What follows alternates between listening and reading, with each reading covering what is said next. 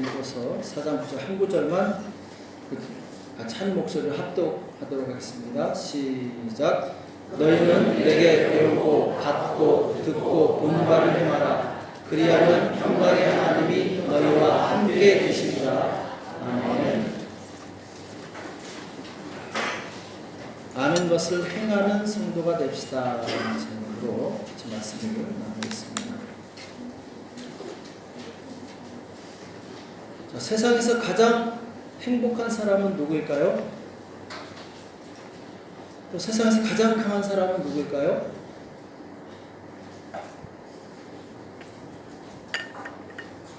네, 알고 계시면서 말씀 안 하시는 거 알고 있습니다. 가장 행복한 사람은 하나님이 함께 하시는 사람, 그렇죠? 오늘 본문에 보면은 이 평강의 하나님이 너희와 함께 계시리라. 평강의 하나님이 너희와 함께 계시리라. 자, 가장 행복한 사람은 하나님이 함께 하시는 사람이에요. 그 세상 누구도 줄 수 없는 기쁨을 하나님은 주실 수 있어요. 이 세상 누구도 줄 수 없는 평안을 하나님은 주실 수 있어요. 자, 누가 가장 강한 사람인가? 하나님이 함께 하시는 사람이 가장 강한 사람이죠. 왜? 이 세상에 하나님보다 강한 사람은 없기 때문에, 하나님을 이길 그 어떤 존재도 존재하지 않기 때문에. 그래서 정말 지혜로운 사람이라면 하나님이 나와 함께 하시게 하는 그 사람이 정말 지혜로운 사람이죠. 왜? 그 사람은 가장 완벽하고 충만하고 기쁨이 넘치는 능력 있는 삶을 살 수 있기 때문에. 자, 그러면 하나님께서는 누구와 함께 하신다고 말씀하고 있습니까? 누구와 함께 하세요? 하나님께 배우고 듣고 본 바를 어떻게 하는 사람? 행하는 사람에게 하나님께서 함께 하신다, 이렇게 말씀하고 있죠. 자, 이해되시죠? 그렇죠? 우리가 하나님을 배우는 것만으로 완전하지 않아요. 지식을 듣는 것만으로 완전하지 않습니다. 예배 드리는 것만으로 완전하지 않아요. 들은 말씀을 순종할 때, 들은 말씀을 행동으로 옮길 때 그 믿음이 온전한 믿음이 되는 거죠. 그렇죠? 그래서 이 하나님을 아는 지식과 그 지식을 믿는 믿음과 그 믿음을 행동으로 옮기는 삶은 똑같은 거예요. 자, 한번 볼까요? 지식, 아는 거죠. 그리고 믿음, 그리고 삶 속에 행하는 것. 이것은 결국 분리되지 않는다라는 거죠. 하나라는 거죠. 그렇죠? 그래서 이 하나님께서는 우리에게 무엇을 원하시느냐? 알고 있는 것을 행하기를 원하세요. 왜? 그것이 온전한 믿음이기 때문에. 자, 다니엘서 1장에 보면은 이 다니엘과 그 친구들이 왕이 내린 진리를 거부하는 내용이 나오죠. 자, 다니엘과 그 친구들은 이 왕족이나 귀족이었던 것 같아요. 이스라엘이 바벨론에 의해서 멸망당할 때 포로로 끌려갑니다. 이 바벨론에 포로로 끌려갔는데 워낙 지식이 있고 총명하고 똑똑하기 때문에 왕이 이 사람들을 불러서 3년 동안 잘 교육을 시켜서 이 왕국에서 쓰려고 교육을 시키죠. 교육을 시킬 때 좋은 음식도 주고, 그리고 최고의 쾌적한 환경을 제공해서 최고의 공부를 할 수 있도록 도와주죠. 자, 이때 음식이 정말 맛있는, 왕이 직접 하사한 이 포도주와 그리고 이 고기가 나오는데, 이 고기는 우상에게 드려진, 쉽게 말해서 하나님을 믿는 이스라엘 민족으로서는 먹을 수 없는 그런 음식이 나오는 거예요. 다니엘은 그것을 알고 있었어요. 내가 먹는 이 음식, 왕이 먹으라고 한 이 음식이 우상에게 바쳐졌던 거예요. 하나님께서 가장 싫어하시는 것이 우상 숭배인데, 그 우상에게 바쳐졌던 음식을 먹으라고 하니까 다니엘은 양심이 허락하지 않는 거예요. 왜? 자기가 어려서부터 배운 교육은 무엇이냐? 우상은 섬기지도 말고, 그리고 우상에게 드렸던 것은 건드리지도 말고 먹지도 말고 그렇게 배웠기 때문에. 자, 그런데 포로 주제에 왕이 내린 음식을 거부한다, 이 말이 되겠습니까? 왕이 알면 가만히 있겠습니까? 이런 괘씸한 포로 주제, 내가 높여서 왕궁에서 교육까지 시켜주는데 내 명령을 거부해? 목숨이 위태할 수 있죠. 그러나 다니엘은 아는 지식을 행동으로 옮길 수 있는 담대한 믿음이 있었어요. 지식으로만 하나님을 알고 있었던 사람이 아니라 아는 것을 행동으로 옮기는 믿음을 가지고 있었다는 거죠. 자, 우리에게 그런 믿음이 있습니까? 자, 다니엘 1장 8절 봅시다. 보면은 다니엘은 뜻을 정하여 왕의 진미와 그의 마시는 포도주로 자기를 더럽히지 아니하리라 하고, 자기를 더럽히지 않게 하기를 환관장에게 구하니. 자, 다니엘은 뜻을 정해줘. 무슨 뜻을 정하느냐? 내가 하나님의 뜻대로 살겠다, 하나님의 말씀대로 살겠다, 그리고 그대로 행동으로 옮기게 돼요. 자, 그 다음에 무슨 일이 일어납니까? 이 환관장이 걱정을 하죠. 만약 네가 이 왕의 진미를 먹지 않아서 살이 빠지고 얼굴이 헬쓱해지면 나는 죽는다. 그랬더니 다니엘이 열흘간만 시험해 보십시오. 나에게 채소만 주시고 하나님께서 어떻게 행하시는가 봅시다. 열흘 동안 시험을 해봤는데 왕의 진미에서 나는 그 맛있는 음식을 먹은 사람들보다 다니엘이 더 건강하고 혈색도 좋고 아름다운 거예요. 환관장이 깜짝 놀랐죠. 아, 너는 그러면은 식물만 줘도 되겠구나. 자, 그렇게 했을 때 다니엘과 그 친구들은 하나님께서 더 많은 지혜를 허락하셨어요. 이 다니엘 1장 뒤에 보면은 바벨론에 있는 모든 박사와 그리고 학자들보다 10배나 더 지혜롭게 하셨다, 이렇게 말씀하고 있어요. 그러니까 다니엘이 자기가 알고 있는 믿음을 순종했을 때 하나님께서는 그에게 건강을 주셨을 뿐만 아니라 지혜와 총명을 더하셔서 모든 사람들보다 뛰어나게 하셨다는 거예요. 자, 신앙의 원리가 바로 여기 있는 거예요. 내가 하나님의 뜻대로 행했을 때 하나님께서 함께 하시고 하나님께서 그 사람에게 복과 능력을 주시는 것, 이것이 바로 신앙의 원리라는 거죠. 그래서 신앙에는 우선순위가 있는 거예요. 내가 하나님을 기쁘시게 해드리는 것, 이것이 가장 최우선순위입니다. 하나님께서 기뻐하시는 믿음은 아는 것을 행하는 믿음입니다. 자, 예수님께서 가장 싫어하는 사람이 누구인지 아십니까? 성경에 나오죠. 예수님처럼 선하시고 그리고 인자하신 분이 막 욕을 하시는 내용이 나와요. 자, 어떤 욕을 하십니까?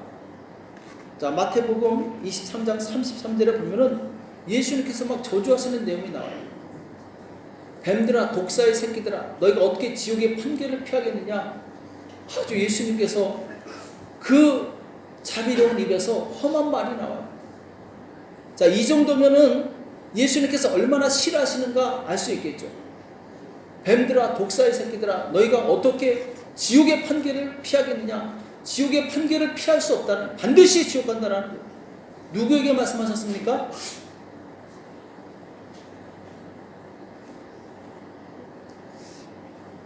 아침을 안 드셨는가? 대답이 없으시네. 자, 누구에게 말씀하셨어요? 제가 질문하는 거예요, 지금. 누구에게 이렇게 아주 심한 말을 하셨습니까? 바신데. 바리새인. 바리새인. 자, 우리 27절 봅시다.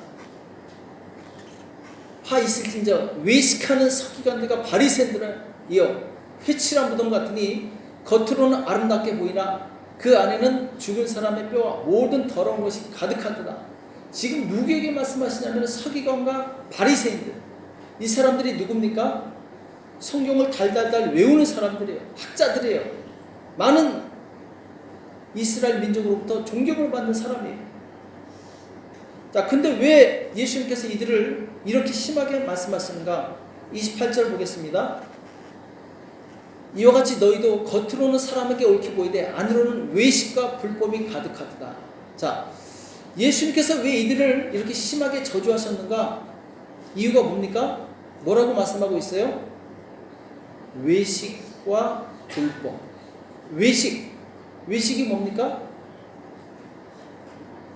네, 어젯밤에 우리 외식했는데 외식이 밥 먹는 게 아니라 여기서 말하는 외식은 겉과 속이 다른 것을 말합니다. 자, 겉으로는 사람에게 좋게 보이는데 안으로는 악한 생각, 더러운 죄악으로 가득 차 있는 것. 이것이 외식이죠.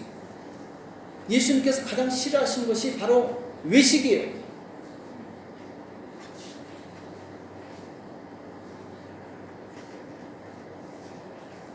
외식이 뭡니까? 그들은 하나님에 대해서 지식적으로는 누구보다 많이 알고 있었어요. 그런데 행동은 하나도 하지 않았어요. 이게 외식이에요.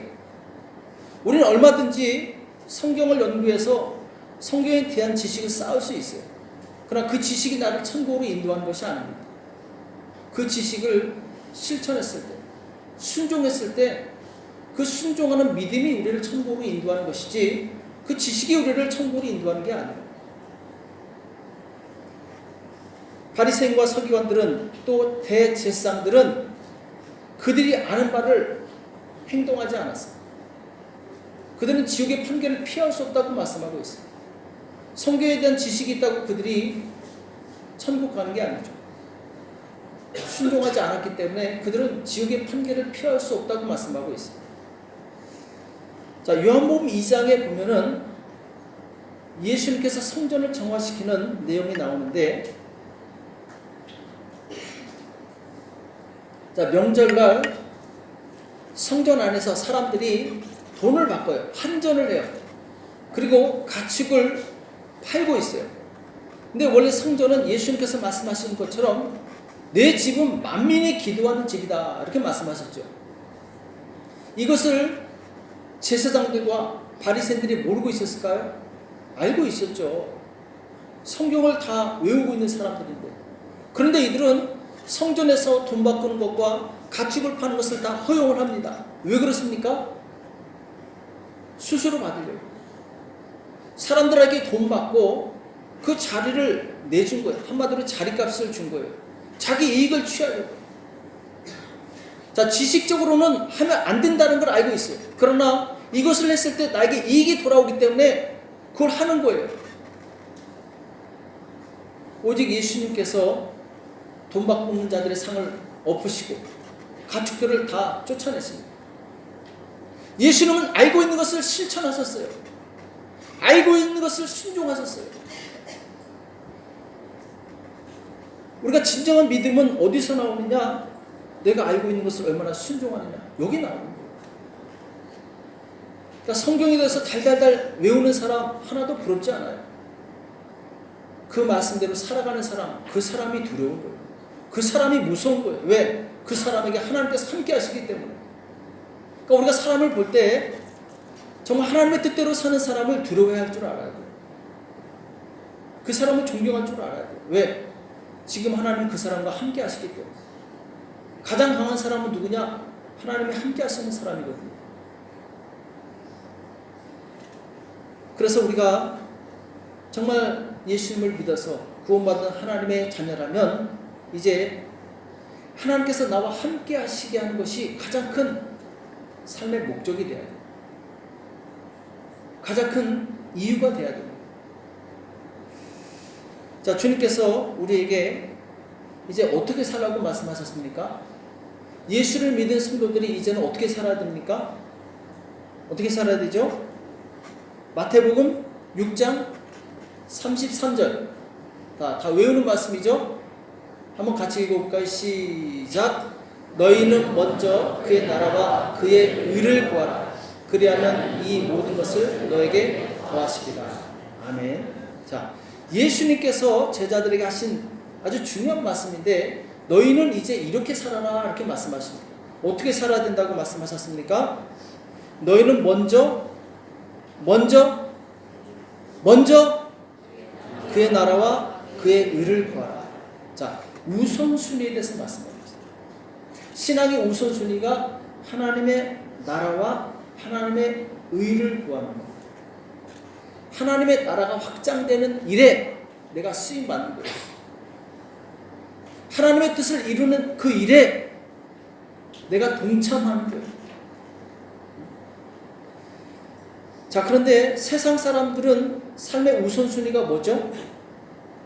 예수 믿는 사람들은 하나님의 나라와 하나님의 의를 구하는 것이 우선순위인데, 세상 사람들의 우선순위는 뭡니까?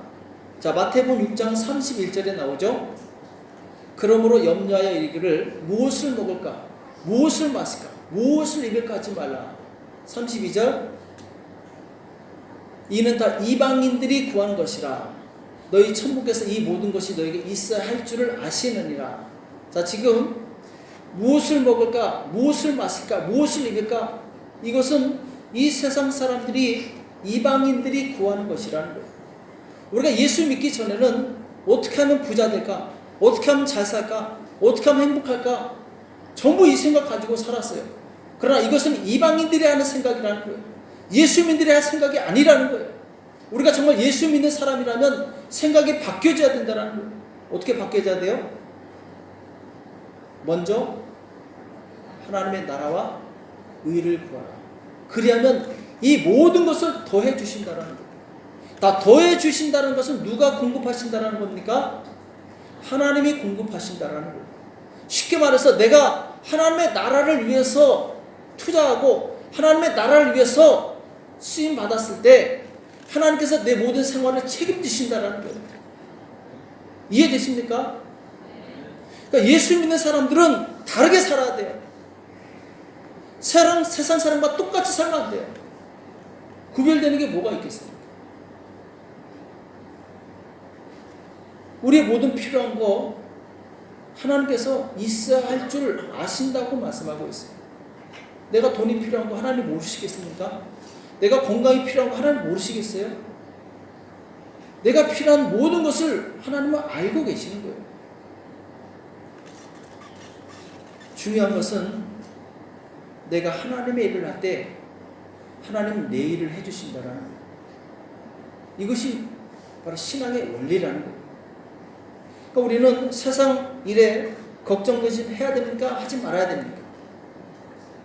세상 일에 걱정 근심 하지 말아야죠. 왜? 그것은 하나님이 더하실 것이기 때문에 그건 내 일이 아니에요. 그리고 내가 바꿀 수도 없고. 내가 내 인생 바꿀 수 있습니까? 그럼 여기 다 잘 살죠. 다 문제없이 살죠. 우리는 내일 일도 모르는, 한치 앞을 모르는 그런 연약한 존재예요. 내가 할 수 없는 것은 하나님께 맡기시기 바랍니다. 나는 하나님의 뜻만 행하면 돼요. 얼마나 단순해요. 우리는 자꾸 내가 할 수 없는 것까지 생각하고 고민하고 염려하니까 인생이 복잡해지는 거예요. 종교 개혁을 일으킨 마틴 루터가 정말 자기를 힘들게 하는 사람들 때문에 고민하고 있었어요. 이 종교 개혁을 어떻게 잘 이끌어갈 수 있을까 고민하고 있었어요. 근데 너무 이 걱정과 근심 때문에 막 몸이 쇠약해져 가는 거예요. 근데 하루는 자기 부인이 상복을 입고 딱 앉아있는 거예요. 아니 누가 죽었냐고. 왜 상복을 입고 있냐고. 네, 누가 죽었습니다. 아, 누가 죽었냐고. 하나님이 죽었습니다. 이런 당신 망령된 말 하지 말라고. 하나님이 어떻게 죽냐고. 당신이 걱정하는 거 보니까 하나님 반드시 죽은 것이라고. 이렇게 얘기를 했다고 그러죠. 당신이 걱정한 것은 걱정할 일이 아니라는 거예요. 하나님이 하실 건데 왜 걱정하냐는 거예요. 하나님이 살아계시다면 우리는 걱정과 염려할 필요 없는 거예요. 왜? 하나님께서 공급하신다고 말씀하지 않았습니까? 하나님께서 우리 인생을 책임지신다고 말씀하지 않았습니까? 하나님께서 나를 이끌어 주신다고 말씀하지 않았습니까?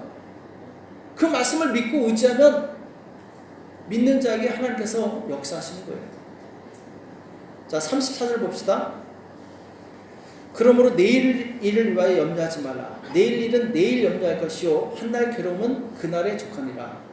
자, 개정개혁판에 보면 내일은 바로 내일이 염려할 것이다. 내일은 내일에 속한 것이다.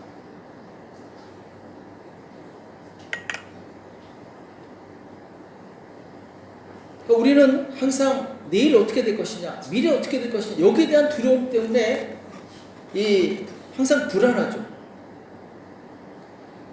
마귀는 이것을 이용해서 사람들에게 자꾸 불안 심리를 넣는 거예요. 야, 너 이렇게 살다가 나중에 잘못되면 어떡하려고 그래? 너 교회 이렇게 열심히 나오고 하나님 열심히 믿고 이러다가 나중에 너 문제 생기면 어떡하려고 그래? 응? 네가 하나님의 일을 한다고 하나님이 도와주실 것 같아? 자꾸 내일 일을 염려하게 만드는 거예요. 거기에 속으면 안 됩니다. 하나님께서는 분명히 하나님의 나라를 구하는 자에게 내일도 책임져 주신다고 말씀하고 있어요. 그러니까 내가 해야 될 일은 오늘 하나님의 뜻대로 사는 거예요. 하나님께서 기뻐하시는 일을 이루는 거예요. 그러면 나머지 내일 일은 주님이 해결해 주신다는 거죠. 성경은 거의 대부분 우리가 생각하는 거하고 반대로 말씀하고 있어요. 우리 살려고 발버둥 치지만 우리가 살려고 발버둥 치는 그때 오히려 죽어간다고 말씀하고 있어요. 반대로 내가 정말 주님을 위해서 죽겠다고 하면 하나님이 우리를 살려주신다고 말씀하고 있어요. 어디에 말씀하고 있습니까? 마태복음 10장 39절. 자기 목숨을 얻는 자는 잃을 것이요 나를 위하여 자기 목숨을 잃는 자는 얻으리라. 자, 성경은 분명히 말씀하고 있어요. 그러니까 예수님을 위해서 내 목숨을 바칠 때 예수님께서 살려주신 것이 성경의 원리라는 거예요. 근데 우리는 두려워하죠. 야, 너 교회 너무 빠지지 마. 너 너무 열심히 하지 마. 하나님이 너 아프리카 선교사로 보면 어떡하려고 그래. 하나님 알아서 보내시는 거예요. 믿음이 안 되면 안 보내시는 거예요. 나를 위하여 자기 목숨을 잃는 자는 얻으리라. 주님을 위해서 살고자 할 때 주님이 일하시는 거예요. 아멘. 자, 지난주에 우리가 조지 뮬러에 대해서 이 말씀을 나눴는데, 자, 조지 뮬러가 고아원을 시작할 때 그 고아원에 준비된 것은 접시 3개, 쟁반 28개, 물병 하나, 컵 1개, 소금병, 칼 4개하고 포크 4개, 채소 깎는 강판 1개, 이거밖에 없었어요. 사람들이 너 미쳤냐고, 너 굶어 죽으려고 작정했냐고, 하지 말라고 말립니다. 근데 조지 뮬러가 하나님께 기도하는데 하나님의 뜻이 무엇입니까? 하나님의 뜻은 영혼을 살리는 거예요. 복음을 전하는 거예요. 그럼 답은 나왔죠. 현실은 따라주지 않지만 하나님의 뜻은 분명히 서 있는 거예요. 그러면 우리 현실을 바라보면 안 돼요. 하나님의 뜻을 따라가야 됩니다. 하나님의 뜻을 따라가면 하나님께서 현실을 바꿔주시는 거예요. 그러나 현실을 따라가면 그 현실을 벗어날 수 없는 거예요. 조지 뮬러는 과감하게 자기 자신을 던집니다. 하나님의 말씀 앞에 자기를 던져요. 시작합니다. 그리고 기도합니다. 그가 기도했을 때 하나님께서 놀랍게 역사하시는 거예요. 나중에 고아들이 많아져서 2,000명을 수용할 수 있는 건물을 짓게 되고, 그리고 그 고아원을 통과한 사람들이 15만 명이나 돼요. 그가 평생에 쓴 돈을 한국 돈으로 환산해 보니까 약 34억 원 정도 된다고 그러죠. 340만 불 정도. 어마어마한 돈을 쓴 거예요. 자기 돈입니까? 하나님 돈이죠. 그가 하나님의 나라와 의를 구하니까 하나님께서 공급해 주시는 거예요. 자기 욕심과 자기의 영광을 위해서 했다면 결코 그런 일이 일어날 수가 없죠. 그가 하나님의 나라를 위해서 자기를 던지니까 하나님께서 일하시는 거예요. 자, 그가 평생 붙잡고 기도했던 말씀이 있죠. 뭡니까? 시편 68편 5절. 같이 볼까요? 시작.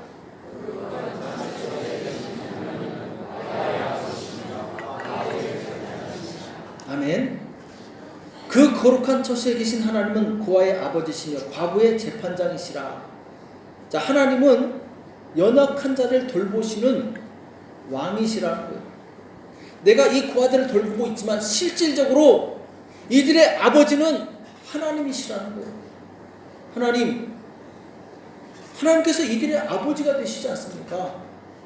하나님께서 책임져 주셔야 되지 않습니까? 이렇게 기도하는데 하나님이 가만히 있을 수 있겠습니까? 그래, 내가 채우리라. 모든 필요를 하나님께서 채워주셨어요.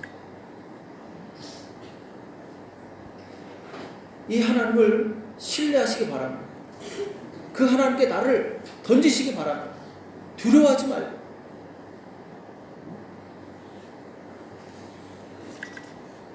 우리 지난 수 예배 때 찬송가 408장에 대해서 잠깐 말씀을 나눈 적이 있는데, 찬송가 408장이 뭔지 아십니까?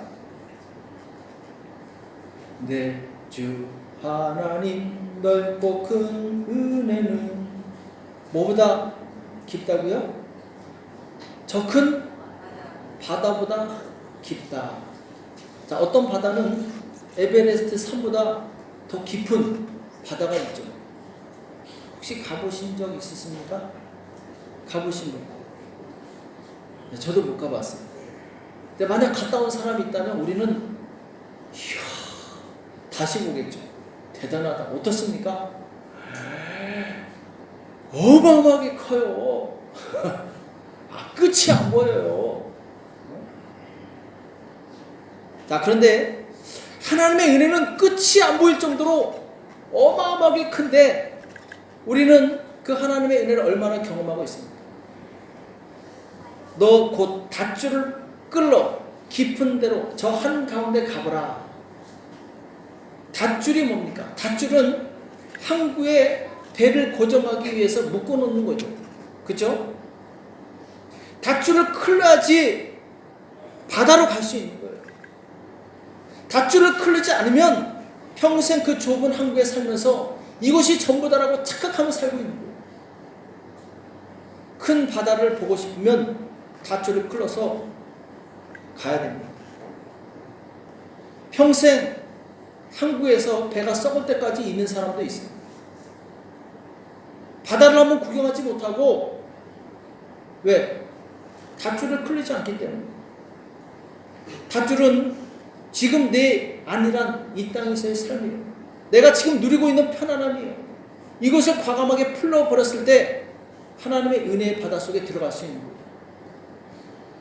3절에 보면은 많은 사람이 얕은 물가에서 저 큰 바다 가려다가 찰싹거리는 작은 파도 보고 마음이 졸아서 못 가네. 자, 왜 하나님의 은혜는 바다보다 깊은데 왜 그 은혜를 우리가 경험하지 못합니까? 저 큰 바다에 가고 싶은데 찰싹거리는 작은 파도 보고 마음이 졸아서 못 가는 거예요. 두려운 거예요. 그 두려움을 이기시기 바랍니다. 걱정 근심을 내려놓으시기 바랍니다. 큰 바다에 가야 큰 고기를 낚을 수 있는 거예요.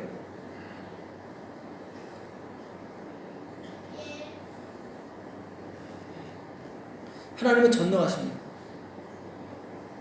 은혜가 풍성하신 분이세요. 근데 그 은혜가 풍성하신 하나님, 전능하신 하나님을 우리는 얼마나 경험하고 살고 있습니까? 소탐대실이라고 그러죠. 작은 것을 탐하다가 큰 것을 놓치는 거예요. 우리가 작은 이익에 눈이 어두워서 작은 것 때문에 큰 것을 놓칠 때가 있어요. 내 욕심을 포기하지 못해서 하나님이 주시는 그 어마어마하게 넓은 세계를 경험하지 못할 때가 너무나도 많이 있다는 거예요. 내 것을 내려놓을 때 하나님의 큰 것을 얻을 수 있는 거예요. 푸름이 뭡니까?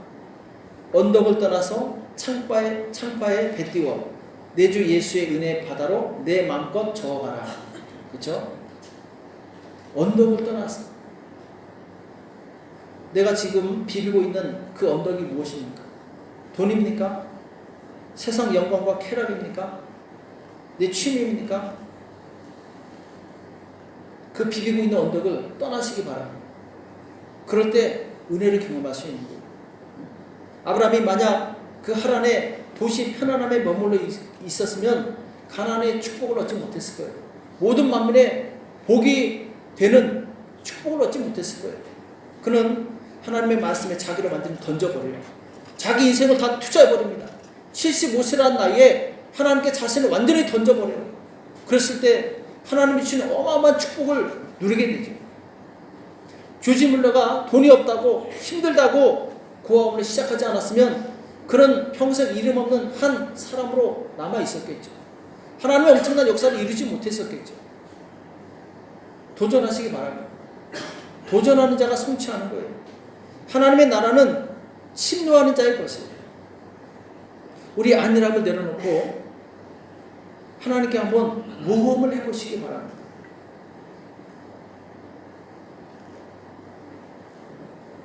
한국의 고구마 전두왕으로 유명한 분 혹시 아십니까? 누군지? 고구마 전두왕 못 들어보셨어요?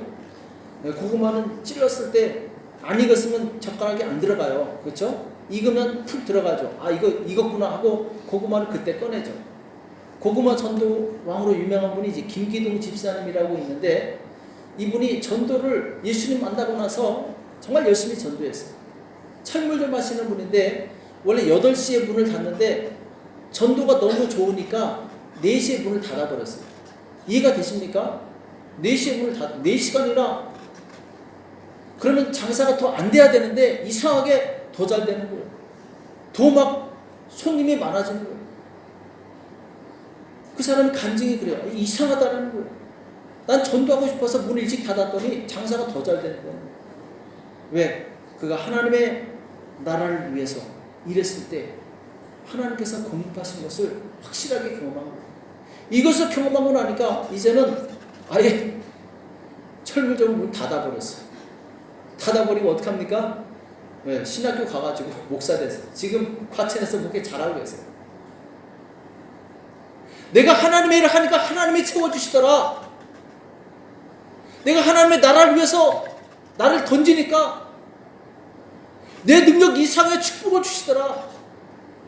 깨달은 사람만이 던지는 거예요. 고기도 먹어본 사람만이 먹는 거예요. 하나님의 능력을 경험해본 사람만이 경험하는 거예요. 하나님께 자신을 들어본 사람만이 그 축복과 능력을 경험할 수 있는 거예요. 한번 도전해 보시지 않겠습니까? 아멘? 아멘? 그 넓고 큰 은혜 바다 속에 아예 풍덩 빠지시기 바랍니다. 보고 경험하시기 바랍니다.